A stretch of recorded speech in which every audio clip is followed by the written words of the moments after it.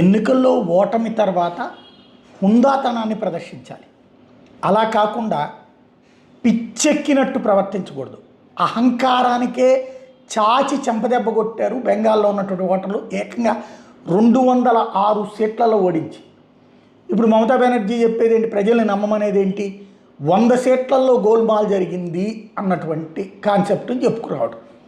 సరే, కాంగ్రెస్ వాళ్ళు అంగీకరించేస్తారు, వాళ్ళు కేరళలో గెలవడంలో మాత్రం కరెక్టే, తమిళనాడులో విజయ్ గెలవడం కరెక్టే, డిఎంకే ఓడిపోవడం కరెక్టే, అక్కడ మాత్రం బీజేపీ గెలిచింది కాబట్టి ఆవిడ చెప్పిందని మేము నమ్ముతాం. కాంగ్రెస్ కమ్యూనిస్టులు ఆవిడని నెత్తినేసుకుంటారు. ఆవిడే వాళ్ళిద్దరిని పక్కన పెట్టింది అక్కడ.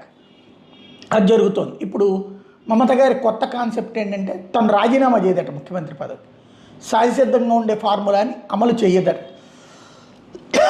మామూలుగా స్టాలిన్ ఏం చేశాడు, రాజీనామా చేస్తే గౌరవంగా